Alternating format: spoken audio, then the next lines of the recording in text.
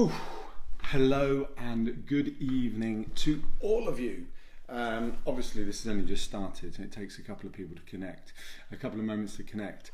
So I will bore you with a couple of my normal stories that happened when we first started. Am I even in the right group? Yeah, I am in the right group. So, a long story short, as always, I don't like to do short stories. Little Joseph, bless his little con socks, fell asleep precisely 2 minutes ago at 7:58. So yeah, hi Hannah. So yeah, it was, hi Danielle.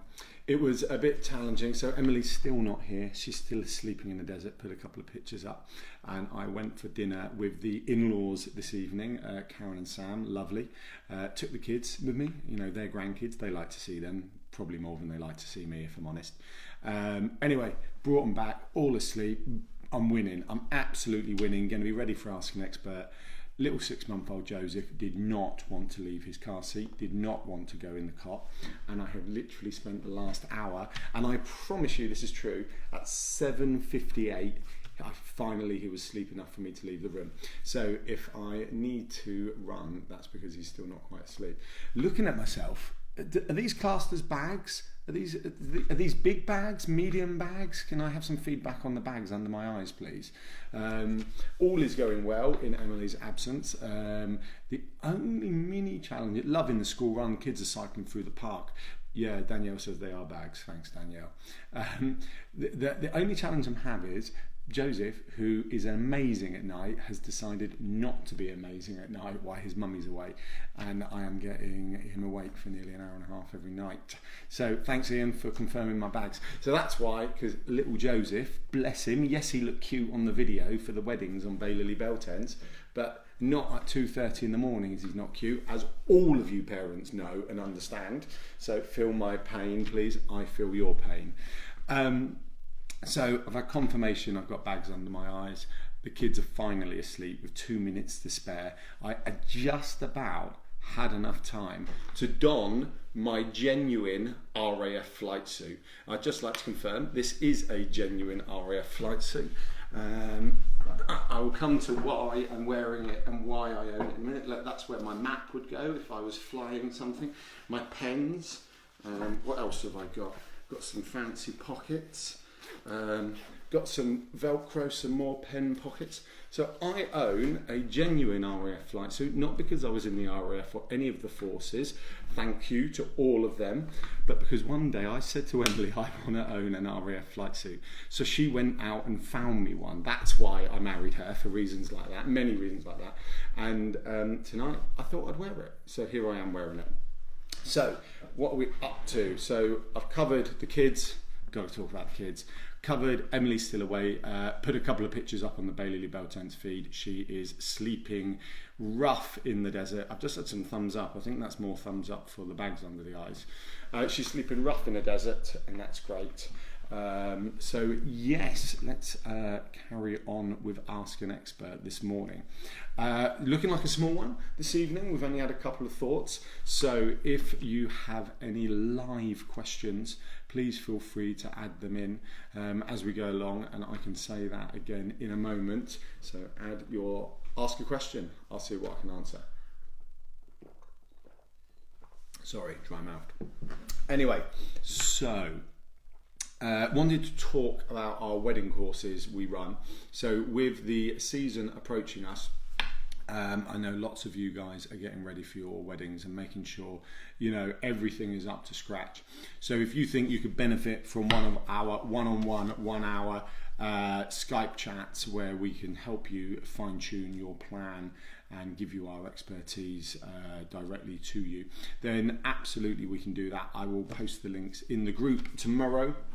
But if you're not sure, if you want to go and find them yourselves, then head off into the Outside Bride Facebook page and click on the shop, or just go onto the website, theoutsidebride.co.uk, and click on courses at the top. But the courses are designed for us to really, you know, share everything we know about events and outdoor weddings that we've learned in the 5, 10, 15, 20 years worth of being in the outdoors and doing event stuff.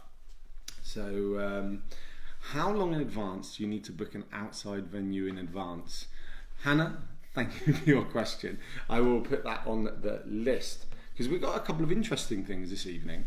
One, we had a couple of suppliers chatting about their emergency box, their emergency toolkit that they take on site. And the question was positioned from a supplier, but ultimately considers brides and grooms on site as well. You can never advance too many times, Hannah. And I thought that was a really, really genuinely interesting question. So I've taken what the two suppliers have said on their chitter chatter, taken what I think I would do, or actually I know we do, and I've made it. Hold on, let me count these items. 1, 2, 3, 4, 5. So there's 5 items in our emergency box. Yes, Dave, you mentioned you and I can't remember, I think it was Alexandra were chatting earlier, so I've taken your two, a couple of things and just put a couple more in. So in our emergency box, as Dave says, we've got our cable ties, happy days. These, to be honest, these are really small, pitiful ones, and we would pack the chunky ones. But in the 2 minutes I had spare before going live, these were the quickest I could get to. But loads of cable ties. They all come in lots of lengths. And this sounds really stupid, but what I like about cable ties is you can buy them anywhere. Also, I think on technicality, I think these are tie wraps rather than cable ties, but we all call them cable ties. But even Lidl and Aldi on when they've got their magic stuff in, will have an assortment pack of these. So next time you're in one of the supermarkets, just chuck a pack in, and the jobs are good because you can fix so much with these. From tying some tablecloths down in the corners to the legs, or whatever you might need to do. So that's essential item 1. I'm going to do the obvious ones first. Essential item number 2 is gaffer tape. Likewise, happy to admit this, but when we were a marquee company and we were trimming some roof linings to a very particular site, someone had wanted us to put our marquee roof linings up in their village hall, which is something that is done, but there were some funny shapes, so we basically adjusted our entire roof lining setup with gaffer tape. And once again, the options of what you can do with gaffer tape are ridiculous. From fixing holes to putting over the best man and father of the bride's mouths when they've been speaking too long for their speeches, it's gaffer tape. Everyone knows what technically this is duct tape, but there we go. I'm all in a brand. Then we've got a multi-tool. I'm a Boy Scout, so I've had my multi-tool for years. Knife, pliers, lots of stuff. So, whatever you're doing, whether you're hanging paper lanterns up or hanging fairy lights up, or, you're getting stuff fresh out of the packaging and it needs adjusting and it needs cutting, etc. Multi-tool is absolutely imperative that you take a multi-tool along. Now, my next two are, one is ridiculously obvious and one's a slight curveball. I put a pair of gloves in. Now, we work in outdoor weddings, as you know, and this is the outside bride, so this is full of lots of people who getting married in the outdoors. And I find I like to keep my hands quite clean, and I imagine if you're getting married, you might want to keep your hands quite clean. So chuck some gloves in a box, because if you're having to push a trailer, adjust a toilet block, or move some lumps of wood about, or something, hay bales, you've got the string that keep the hay bales together, gloves. I am hands up. I'm happy to admit I wear gloves. I do not want my hands cut. And what I find is when I do not wear gloves, I always end up with a cut or injury, and it absolutely drives me up the wall. So that's why my gloves now stay in my on-site box. So that's my 4th item. And my 5th item is quite mainstream, but I don't know if everyone uses them. We pack loads of these. These are called ball bungees. So in short, they've got a couple of ways you can use them. You either wrap around something and hook them in like that, or you can put them around something like that. That's pretty much it. But once again, whether it's keeping your decorations put up, putting some slightly heavier lights up, some pictures, because then you can, it's called a larkspur for anyone in the know. You can larkspur the knots together and hang them, and they do that.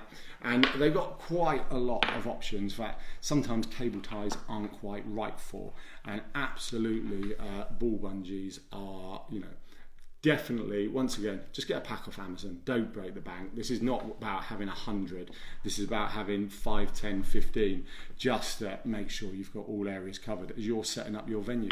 You know, it might be something stupid as you've taken some freezers or fridges, you're putting them out on the pallets and they're wonky. So all you want to do is tie down a corner of the pallet to a marquee foot or something silly like that. And these are really good for that. You know, something that might take centimetres and meters of gaffer tape, or you know, you might end up putting loads of these end on end, not the small ones, the big ones. So you know, then you've got the wall bungees and everything else. That is our emergency box. So just recapping: cable ties, gaffer tape, a Leatherman, ball bungees, and gloves to keep your hands clean. Don't judge me. Right, okay, that's it. I might even write those lists in those items in the comments and the description. Let you all know what they are, because really, brides and grooms, I absolutely recommend when you go to set up your site, if you're setting your site up, then you take those items along with you, and you know, it's just worth chucking them in the back of the car, to be honest. Right, okay, then we were just thinking about wet weather plans. So Emily talked about wet weather plans about a month ago. She went to set up a bell tent, and the bride and groom had zero wet weather plan, and they were really upset, and they were panicking, and they were worried. And now, don't get me wrong, I think if my beautiful outdoor wedding was it was raining, I also would be horrified and not in a very good place. So helping have a slight plan is just something you can do to alleviate any of that stress and pressure. Now, the plan, in my head, when I was thinking about these plans, it could be something ridiculously complicated, but you've got a flip chart on and you're writing it all out, and plan B is a hotel, whatever. You know, no, that's not a wet weather plan. A wet weather plan is making sure you've got wellies, waterproofs and umbrellas. A wet weather plan is if you can't get on the field, you know, it's worth speaking to your venue, your outdoor venue, to find out what their field is like when it's wet. Because if you're getting married at the beginning of the year, the March-April period, then the chances are you've probably still got a lot of water in the ground. I know our garden at the lower end is still a quagmire. You know, it's still, when you walk on it, it squelches up. So if you're putting a marquee down and you're going for coir matting directly onto the grass, yeah, they can put a waterproof barrier underneath, but that's still a lot of moisture when 120 people start watching on it. Hi Charlotte, you're right. That's still a lot of moisture that's basically going to start seeping round and through the gaps as 120 people start walking on it, assuming that's how many you've got. So absolutely make sure you have your wet weather plans. So there's a few things to think about.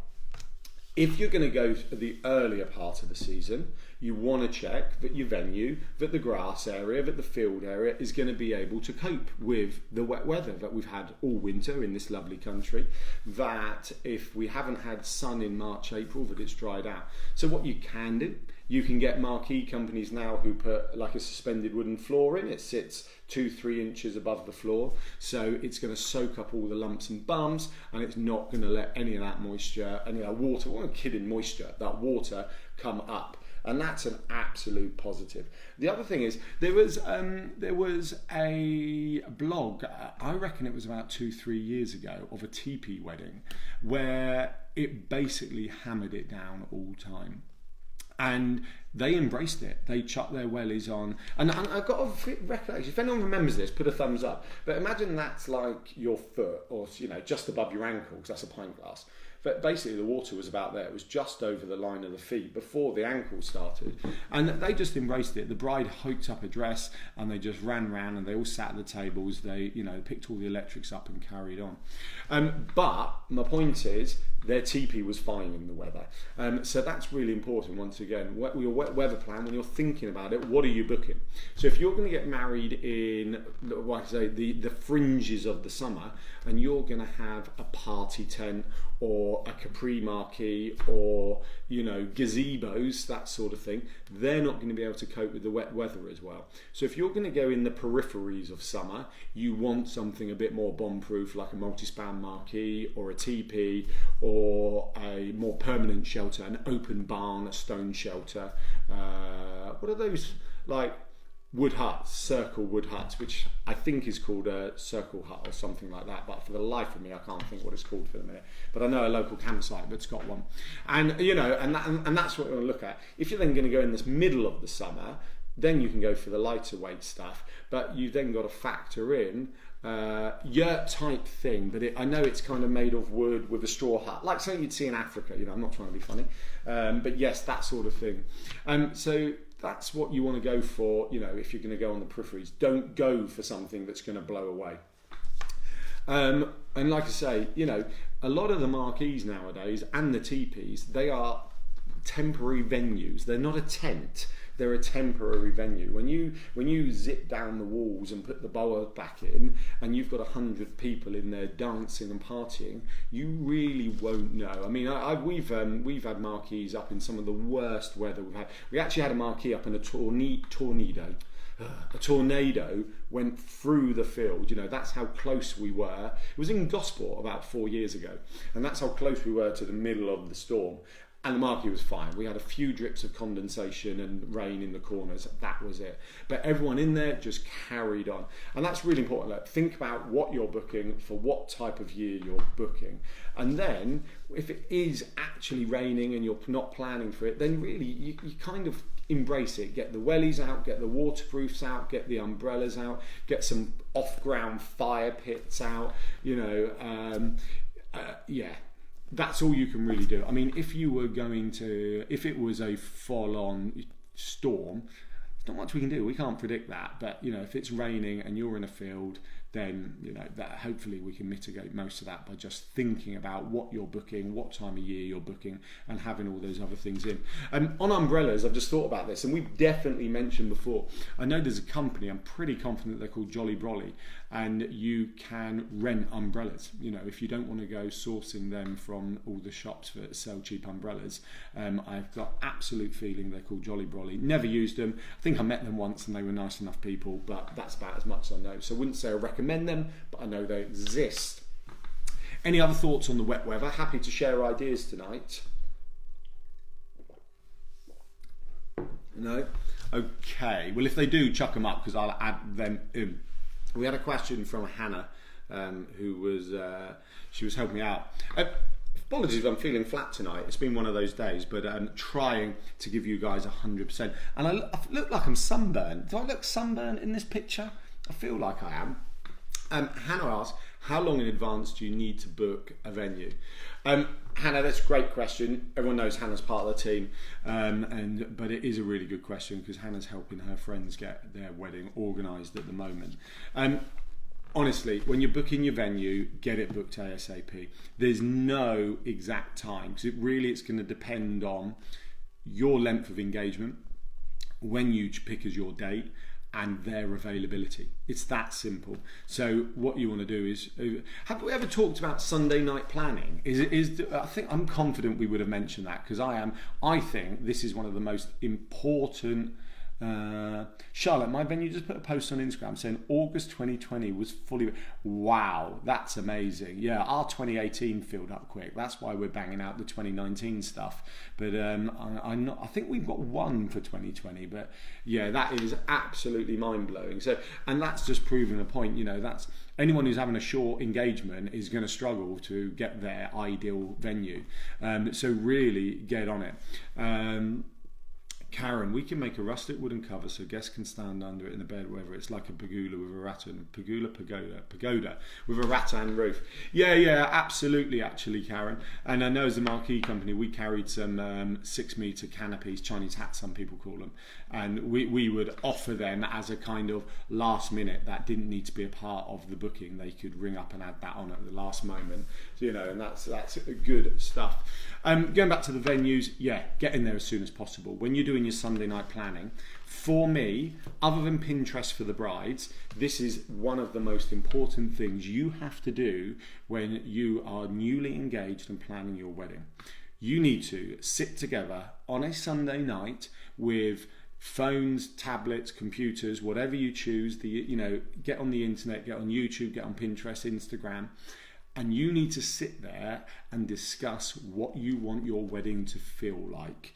What you want, arguably this most special day in your life, what you want it to feel like, what you want your guests to see and feel and hear, what you want to see and hear and hear and feel. Oh my days. And that's it. And write it all down, make a Pinterest board on it, give it its own Instagram account, and repost stuff, whatever you choose to do to remember it. That's it. Once you've done your Sunday night planning and you've done all your Googling and your thinking and you've spent a few days discussing it, you should know what venue you want, whether you want to go and find a farmer's field, whether you want to go to a local campsite, whether you want a beautiful garden at a country house, whether you're going to a friend or family member's back garden, or whether you're having it at your house or the forest, or there's so many amazing outdoor venues. If there's a piece of grass and it's big enough, technically that's where you can have a wedding, and it doesn't really the party part. The reception. So yeah, and then you need to book it.